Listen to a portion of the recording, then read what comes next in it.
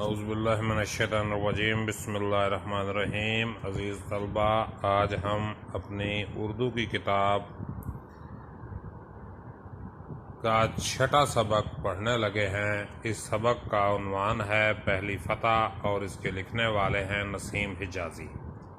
یہ نسیم حجازی کا لکھا ہوا ایک تاریخی ناول ہے اور اس تاریخی ناول میں انہوں نے محمد بن قاسم کی فتوحات اور سندھ پر ان کے حملے کا حوال بیان کیا ہے۔ تو نسیم حجازی اس سبق میں بیان کرتے ہیں کہ صبح کی نماز کے بعد دمشق کے لوگ بازاروں اور مکانوں کی چھتوں پر کھڑے محمد بن قاسم کی فوج کا جلوس دیکھ رہے تھے۔ دمشق جو ہے شام کا دارالحکومت، یعنی اس وقت جو بنو امیہ کی خلافت تھی اس کا ہیڈ کوارٹر شام کا شہر دمشق تھا۔ دنیا کی تاریخ میں یہ پہلا واقعہ تھا کہ فوج کی قیادت ایک 17 سالہ نوجوان کے سپرد تھی۔ یہ بات تاریخی طور پہ غلط ہے، اس سے پہلے بھی کئی نوجوان فوج کی قیادت کر چکے ہیں۔ دمشق سے لے کر بصرہ تک راستے کے ہر شہر اور بستی سے کئی کم سن لڑکے، نوجوان اور بوڑھے اس فوج میں شامل ہوئے۔ کوفہ اور بصرہ میں محمد بن قاسم کی روانگی کی اطلاع مل چکی تھی۔ نوجوان عورتیں اپنے شوہروں، ماؤں اپنے مائیں اپنے بیٹوں اور لڑکیاں اپنے بھائیوں کو نوجوان سالار کا ساتھ دینے کے لیے تیار رہنے پر آمادہ کر رہی تھیں۔ غیور قوم کی ایک بے کس بیٹی کی فریاد بصرہ اور کوفہ کے ہر گھر میں پہنچ چکی تھی۔ بصرہ کی عورتوں میں زبیدہ کی تبلیغ کے باعث یہ جذبہ پیدا ہو چکا تھا کہ ناہید کا مسئلہ قوم کی ہر بہو بیٹی کا مسئلہ ہے۔ اب ناہید کون تھی؟ اب اس کا ایک پورا بیک گراؤنڈ ہے کہ مسلمان تاجر مالابار، جو ہندوستان کا ایک علاقہ ہے، آج کل وہ کیرلا اسٹیٹ میں ہے، تو وہاں پہ رہتے تھے۔ ایک تاجر فوت ہو گیا تو مالابار کا جو راجہ تھا اس نے اس کی بیوی، بچوں وغیرہ جو اس کے خاندان والے تھے ان کو ایک جہاز میں بٹھایا اور عراق کی طرف روانہ کر دیا۔ راستے میں دیبل کے مقام پر سمندری ڈاکوؤں نے اس جہاز کو لوٹ لیا اور عورتوں کو اغوا کر کے لے گئے۔ تو ناول میں تو یہ لکھا ہے کہ اس لڑکی ناہید نے جو ہے اپنے دوپٹے پر خون سے خط لکھ کر حجاج بن یوسف کو بلایا تھا، لیکن یہ کہانی ہے، فیکٹس کا اس کے ساتھ کوئی تعلق نہیں۔ تو جب خلیفہ وقت، اس وقت جو خلیفہ ولید بن عبد الملک تھے، انہیں پتہ چلا کہ اس طرح ہوا ہے، تو اس سے پہلے بھی کئی بار سندھ پر حملے ہو چکے تھے، تو حجاج بن یوسف نے مکمل تیاری کے ساتھ یہ آخری حملہ کیا اور خلیفہ نے حجاج بن یوسف سے کہا تھا کہ تم نے بہت خرچ کروا دیا ہے میرا۔ تو حجاج بن یوسف نے کہا کہ اس بار جتنا خرچ ہوا اس سے ڈبل جو ہے میں آپ کو دوں گا، اگر جنگ نہ جیتی تو میں اپنی جیب سے دوں گا۔ تو بہرحال یہ لشکر تیار کر کے بھیجا گیا۔ ناہید کا مسئلہ قوم کی ہر بہو بیٹی کا مسئلہ ہے۔ نوجوان لڑکیاں مختلف محلوں اور کوچوں سے زبیدہ کے گھر آتی۔ زبیدہ محمد بن قاسم کی بیوی تھی اور اس کی تقاریر سے ایک نیا جذبہ لے کر واپس جاتی۔ خرابی صحت کے باوجود محمد بن قاسم کی والدہ بصرہ کی معمر کا مطلب بوڑھی عورتوں کی ایک ٹولی کے ساتھ جہاد کی تبلیغ کے لیے ہر محلے کی عورتوں کے پاس پہنچتی۔ زبیدہ نے چند نئے سپاہیوں کو گھوڑے اور اسلحہ جات بہم پہنچانے کے لیے اپنے تمام زیورات بیچ ڈالے۔ بصرہ کے تمام امیر و غریب گھرانوں کی لڑکیوں نے اس کی تقلید کی اور مجاہدین کی اعانت کے لیے بصرہ کے بیت المال کو چند دنوں میں سونے اور چاندی سے بھر دیا، مطلب مال جمع ہو گیا۔ اعانت کہتے ہیں مدد کو، تقلید کہتے ہیں پیروی کو۔ عراق کے دوسرے شہروں کی خواتین نے بھی اس کار خیر میں بصرہ کی عورتوں سے پیچھے رہنا گوارا نہ کیا اور وہاں بھی لاکھوں روپے جمع ہو گئے۔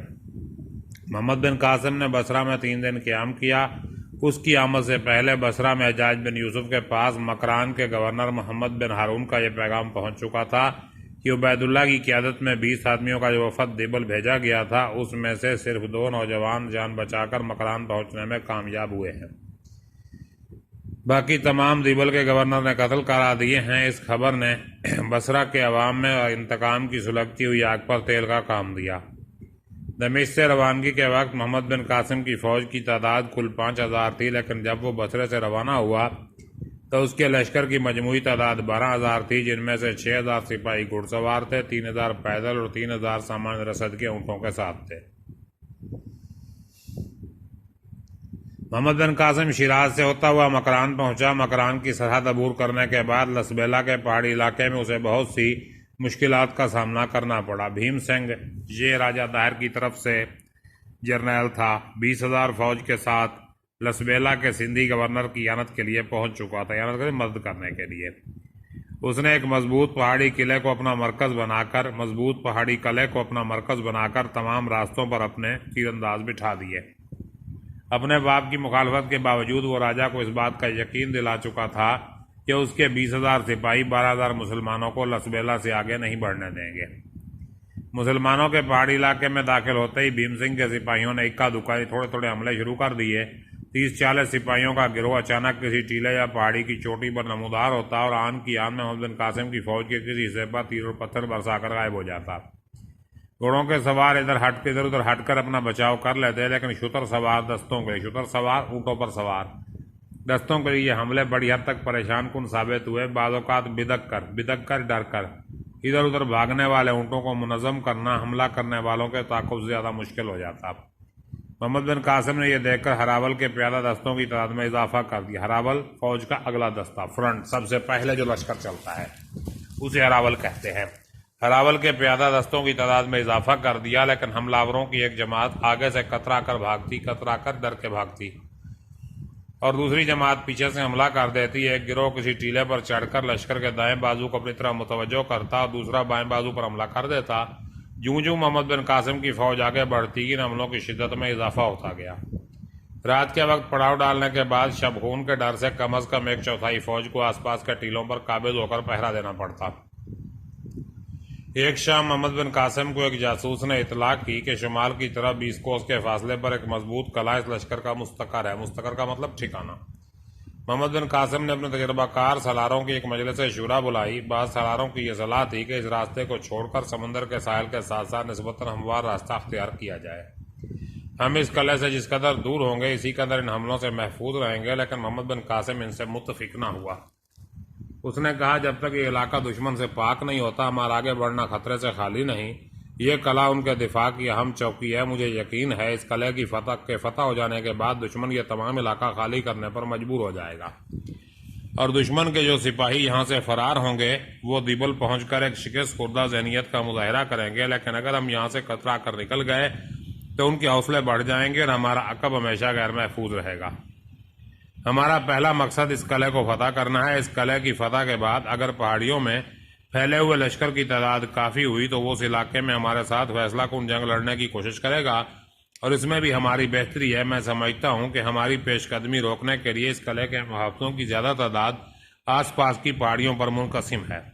मैं आज सूरज निकलने से पहले इस कले पर हमला करना चाहता हूँ और इस मकसद के लिए मैं अपने साथ फ़कत 500 प्यादा सिपाही ले जाना चाहता हूँ। प्यादा का मतलब पैदल। आप बाकी फौज के साथ रात भर पेशकदमी जारी रखें। पेशकदमी का मतलब आगे बढ़ना। इसका नतीजा ये होगा कि वो लोग चारों अतराफ का ख्याल छोड़कर आपका रास्ता रोकने की फिक्र करेंगे। चांदनी रात में आपके लिए आगे बढ़ने का रास्ता ज़्यादा खतरनाक साबित होगा। अगर सुबह तक आपको कला फतह हो जाने की खबर पहुंच जाए तो आप पेशकदमी रोककर मेरे हकाम का इंतजार करें। अगर कला फतह हो जाने के बाद दुश्मन ने किसी जगह मुनज़्ज़म होकर मुकाबले की हिम्मत की तो मैं कले की हिफाजत के लिए चंद आदमी छोड़कर आपके साथ आ मिलूंगा और अगर उन्होंने कले को दोबारा फतह करना चाहा तो आप वहां पहुंच जाएं। एक बूढ़े सलार ने कहा, मुझे यकीन है कि इंशाअल्लाह आपकी कोई तदबीर गलत न होगी, लेकिन सिपह सलार का फौज के साथ रहना मुनासिब है।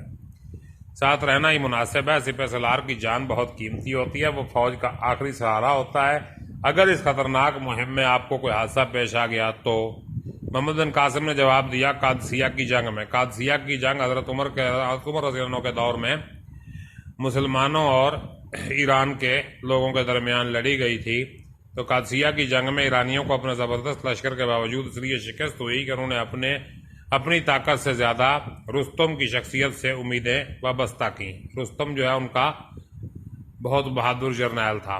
रुस्तम मारा गया तो वो मुसलमानों की मुट्ठी भर जमात के मुकाबले से भाग निकले, लेकिन उसके बरक्स मुसलमानों का सिपहसालार साद बिन वकास घोड़े पर चढ़ने के काबिल न थे और उन्हें मैदान से अलग एक तरफ बैठना पड़ा। लेकिन मुसलमानों की खुद एतमादी का ये आलम था, फिर अपने सिपहसालार की अदम मौजूदगी का एहसास तक भी न था। हमारी तारीख में आपको कोई ऐसा वाक़या नहीं मिलेगा जब सलार की शहादत से बददिल होकर मुजाहिदों ने हथियार डाल दिए हों। ہم بادشاہوں اور سالاروں کے لیے نہیں لڑتے، ہم خدا کے لیے لڑتے ہیں۔ بادشاہوں اور سالاروں پر بھروسہ کرنے والے ان کی موت کے بعد مایوس ہو سکتے ہیں، لیکن ہمارا خدا ہر وقت موجود ہے۔ قرآن میں ہمارے لیے اس کے حکام موجود ہیں۔ میں دعا کرتا ہوں خدا مجھے قوم کے لیے رستم نہ بنائے، بلکہ مجھے مثنیٰ بننے کی توفیق دے، جن کی شہادت سے ہر مسلمان کو جذبہ شہادت سے سرشار کر دیا۔ یہ مثنیٰ جو ہے یہ شہید ہوئے تھے۔ میرے لیے اس سپہ سالار کی جان کی کوئی قیمت نہیں جو اسے اپنے سپاہیوں کی تلواروں کے پہرے میں چھپا کر رکھتا ہے اور اپنے بہادروں کو جان کی بازی لگانے کے بجائے جان بچانے کی ترغیب دیتا ہے۔ اگر اس قلعے کو فتح کرنا اس قدر ہم نہ ہوتا تو میں یہ مہم شاید کسی اور کے سپرد کر دیتا، لیکن اس مہم کا خطرہ اور اس کی اہمیت دونوں اس بات کے متقاضی ہیں کہ میں خود اس کی رہنمائی کروں۔ زبیر نے کہا میں آپ کے ساتھ چلنا چاہتا ہوں۔ محمد بن قاسم نے جواب دیا نہیں، میں ایک قلعہ فتح کرنے کے لیے 2 دماؤں کی ضرورت نہیں سمجھتا۔ میری غیرحاضری میں تمہارا فوج کے ساتھ رہنا ضروری ہے۔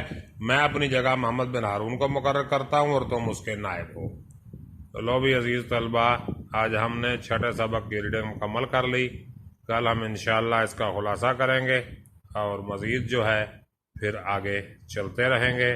تب تک کے لیے اجازت دیجیے، اپنا خیال رکھیے گا۔ اللہ حافظ۔